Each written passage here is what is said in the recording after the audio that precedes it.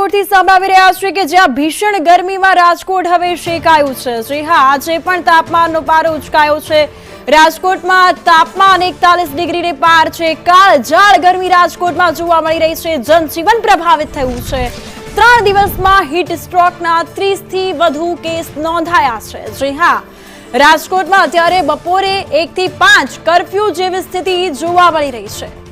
તો રાજકોટમાં કાળઝાળ ગરમી, બપોરે 1 થી 5 કર્ફ્યુ જેવી સ્થિતિ। રાજકોટમાં ભીષણ ગરમી, અહીં આજે પણ તાપમાનનો પારો ઉચકાયો છે।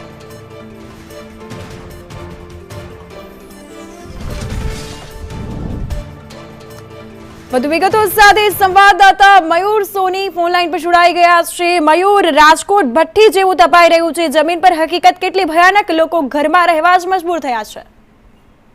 કૃપા, રાજકોટની અંદર સતત એક સપ્તાહથી તાપમાનનો પારો 41 ડિગ્રીને પાર પહોંચી રહ્યો છે। રાજકોટની આજની પરિસ્થિતિની વાત કરી દઈએ તો રાજકોટમાં આજે કુદરતી કર્ફ્યુ હોય એ પ્રકારના દ્રશ્યો સામે આવ્યા છે। હીટ સ્ટ્રોકના લગભગ 30 થી વધુ કેસો સામે આવ્યા છે। 12 થી વધુ દર્દીઓને ખાનગી અને સરકારી હોસ્પિટલની અંદર સારવાર લેવી પડી છે। 108ની અંદર પણ હીટ સ્ટ્રોકને લગતા કેસો સામે આવ્યા છે। ગરમીનો પારો હજુ પણ સતત વધશે એ પ્રકારની હવામાન વિભાગની આગાહી છે। સાથે જ આરોગ્ય વિભાગે એક ચેતવણી પણ જારી કરી છે કે લોકો બને ત્યાં સુધી 1 થી 5 સુધી ઘરની બહાર ના નીકળે। ઇમરજન્સી કામ હોય તો સુતરાઉ કપડાં અથવા તો કોટનના કપડાનો ઉપયોગ કરે। ગરમીથી બચવા માટેના જે કંઈ પણ ઉપાયો અને આરોગ્ય વિભાગની માર્ગદર્શિકા છે તેનું પાલન કરે। બને ત્યાં સુધી લોકો સીધા જ સનસ્ટ્રોક અથવા તો સૂર્યના કિરણોના સંપર્કમાં ના આવે। ખાસ કરીને ગર્ભવતી સ્ત્રીઓ છે, બાળકો છે, વૃદ્ધો છે, બીમાર લોકો છે, એમના માટે ખાસ ચેતવણી આપવામાં આવી છે। રાજકોટની અંદર હજુ પણ આ જ પ્રકારનું વાતાવરણ છે એ આગામી 4 થી 5 દિવસ સુધી રહેશે। 4 દિવસ સુધી ગરમીથી કોઈ જ રાહત ના મળે એ પ્રકારની સ્થિતિ જોવા મળી શકે છે।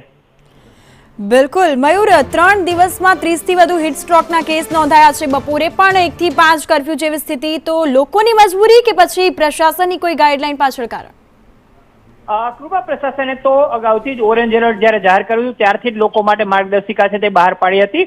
કુદરતના પ્રકોપ સામે સામાન્ય માનવી છે લાચાર જોવા મળી રહ્યો છે। ખાસ કરીને જેમની પાસે પંખા અથવા તો ગરમીથી બચવાના માટેના કોઈ ખાસ સાધનો નથી એ લોકો હેરાન પરેશાન છે।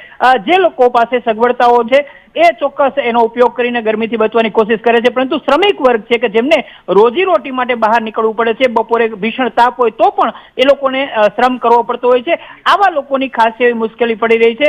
બીજી તરફ રાજકોટ શહેરના જો અલગ અલગ વિસ્તારોની વાત કરી દઈએ તો અલગ અલગ શહેરોમાં 3 પ્રકારનું તાપમાન અને જે હીટ સ્ટ્રોક છે એ લાગવાનું નોંધાયું છે, જેમાં રાજકોટના આજીડેમ ચોકડી, રાજકોટના ત્રિકોણબાગ અને રાજકોટના જામ ટાવર પાસેનો વિસ્તાર છે એ સૌથી ગરમ નોંધાયો છે। બિલકુલ બિલકુલ મયુર, તમામ માહિતી બદલ આભાર।